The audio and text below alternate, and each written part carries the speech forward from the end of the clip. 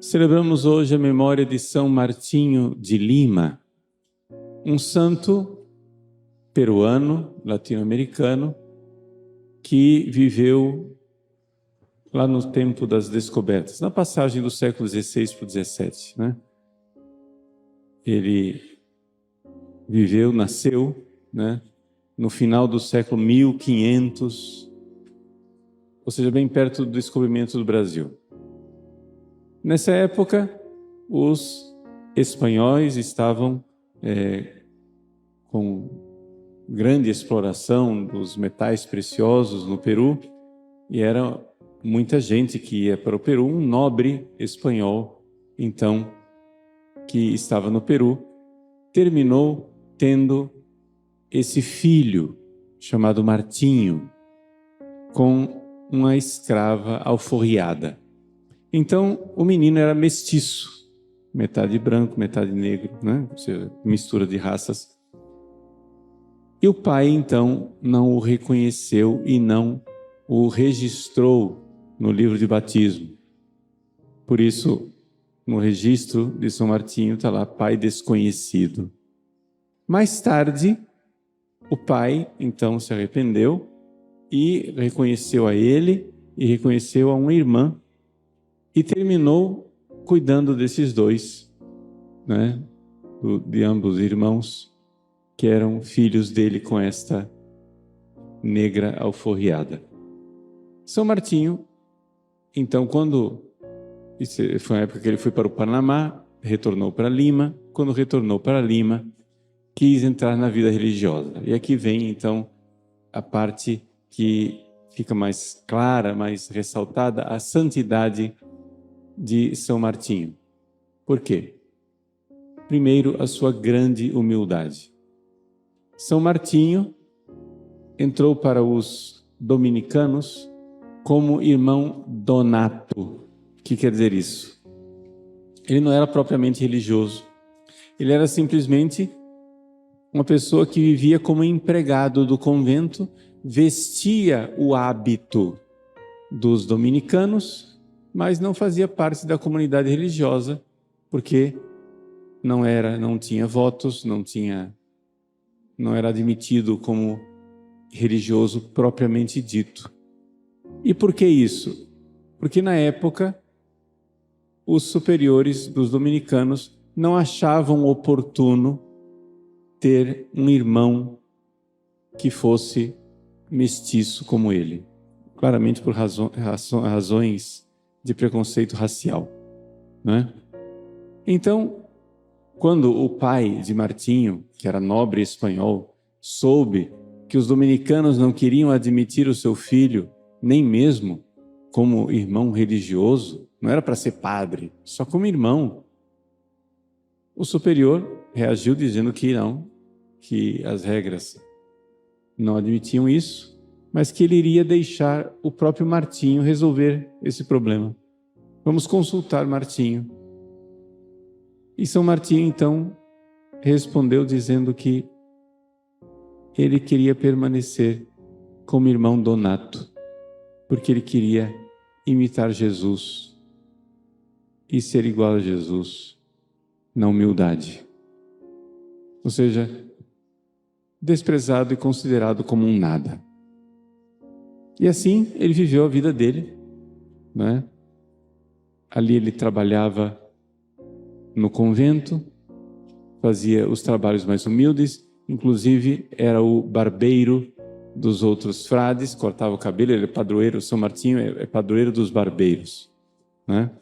Então ele cortava o cabelo dos 60 frades do convento e passava o seu dia servindo a Deus e dedicava 6 horas do seu dia à oração. 6 horas de oração. Houve uma epidemia de peste na cidade de Lima. Os irmãos que foram contaminados foram colocados na enfermaria, fechados para não contaminar os outros. São Martinho, para servi-los, milagrosamente entrava na enfermaria fechada, né? Passando pela parede, pelas portas fechadas, para servi-los. e assim também quis servir pessoas da cidade. Como o superior não deixava que ele acolhesse essas pessoas contaminadas no convento, ele conseguiu com a sua irmã, então que pudesse servir essas pessoas na casa da irmã, e ali fez um pequeno hospital na casa da sua irmã. Um belo dia, São Martinho encontra um índio que foi esfaqueado. E então, com aquele índio sangrando, São Martinho imediatamente pegou o índio e trouxe para dentro do convento e começou a cuidar dele. O superior o repreendeu. São Martinho, na sua humildade, disse para o superior: Padre, o senhor me eduque, porque eu sou ignorante. Eu não sabia que o preceito da obediência era superior ao preceito da caridade. Ou seja, o superior tinha dito: eu já lhe disse para você não fazer essas coisas. São Martinho, vendo o índio lá esfaqueado, acolheu na caridade. Olha, o senhor me eduque, eu não sabia que o preceito da obediência era maior do que o da caridade. Claro que aqui, humildemente, ele estava dando uma lição superior. Seu padre, a caridade vem antes, né? A caridade é mais do que tudo. É mais do que até a própria obediência. Conta essas histórias de São Martinho, porque elas são extraordinárias para nos educar a respeito do que Jesus nos ensina no Evangelho de hoje. No Evangelho de hoje, Jesus nos coloca que nós devemos fazer as coisas para quem não pode retribuir nada. Essa é a perfeita imitação de Cristo. Jesus veio a esse mundo e veio para nos dar o céu, para nos dar a santidade, para nos dar a graça, a nós que não podemos retribuir a Ele. Tudo o que Jesus fez, Ele fez de graça, sem esperar que nós retribuamos. Porque a Jesus nada podemos oferecer, nada podemos dar. Eis aqui esse exemplo extraordinário de Jesus que quer nos ensinar. Quando você for dar um banquete, quando você for fazer um benefício, quando for fazer alguma coisa, um bem a uma outra pessoa, não faça isso a quem pode retribuir. Prefira fazer a quem não retribui. Se você fizer isso, Jesus não diz aqui, mas é o sentido da coisa. Se você fizer isso, você está se configurando a Cristo, porque Jesus fez tudo o que fez sem que nós pudéssemos retribuir a Ele. E aqui, então, o grande exemplo de São Martinho de Lima, que imita Jesus em tudo, na humildade, no serviço, sem querer retribuição, sem querer paga, sem querer nada de volta. Esses santos ensinamentos, tanto do Evangelho como da vida exemplar de São Martinho, nos levam a compreender, porém, uma outra coisa. Nós que nada podemos fazer para retribuir a Jesus, podemos fazer dando aos nossos irmãos. E Jesus então nos diz: foi a mim que o fizestes. Não foi a ele, foi ao irmão. Mas essa é a forma que Jesus quer que nós retribuamos. Ou seja, Ele nos dá, Ele nos enche de sua riqueza espiritual, da sua graça. Nós não podemos dar nada de volta para Ele. Mas já que a graça de Deus nos configura a Cristo e nos transforma em Cristo, então a forma de nós retribuirmos não é propriamente uma retribuição, é exatamente fazer isso ao irmão. Porque a fazer isso, nós estamos como Ele. E então assim, Ele diz: receberemos a recompensa do reino dos céus, porque o reino dos céus o que é? O reino dos céus é aquele lugar daqueles que se configuraram a Cristo, daqueles que viveram por Cristo, com Cristo e em Cristo, que viveram a vida do próprio Jesus. Portanto, em todas as coisas que nós fizermos, vamos viver essa realidade de sermos como Jesus. Tende em vós os mesmos sentimentos de Cristo Jesus.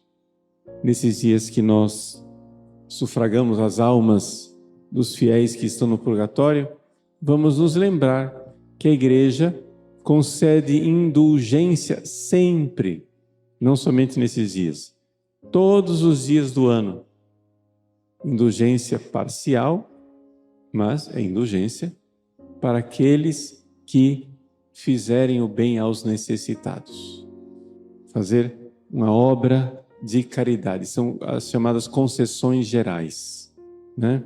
A concessão geral de indulgências parciais. Existem obras que nós fazemos na vida que a Igreja acha tão importantes que elas são indulgenciadas sempre, sem nem as condições, não precisa comunhão, confissão, oração ao Papa, nada. Já tem ali uma indulgência. São as 4 concessões gerais. Primeira concessão geral, quando você, ao fazer as suas coisas no dia a dia, passar por sofrimentos, os deveres do seu dia a dia, você eleva a alma a Deus em oração, cumprindo o preceito do orar sem cessar. Tem indulgência ali, que você pode aplicar às almas do purgatório. Segundo, quando você faz o bem aos necessitados, aos pobres. Terceiro, quando você faz alguma penitência, renunciando a uma coisa boa espontaneamente. Vou comer um doce. Não, não vou. Renuncio a esse doce por amor a Cristo. Isso é indulgência. Isso serve também para as almas do purgatório. E quarta concessão geral, quando nós damos testemunho da fé. A Igreja acha tão importante a evangelização que quando você no seu trabalho, na escola, nos amigos, nos vizinhos, no dia a dia, testemunha a sua fé, você está fazendo uma obra indulgenciada. Então, o Evangelho de hoje, a vida de São Martinho, nos ensina que nós podemos fazer o bem àqueles que não retribuem, o bem aos pobres, aos necessitados, atos de caridade às pessoas que mais necessitam. A Igreja valoriza tanto isso que não somente iremos receber a recompensa do céu dessa obra de caridade, mas uma recompensa ainda maior porque indulgenciada.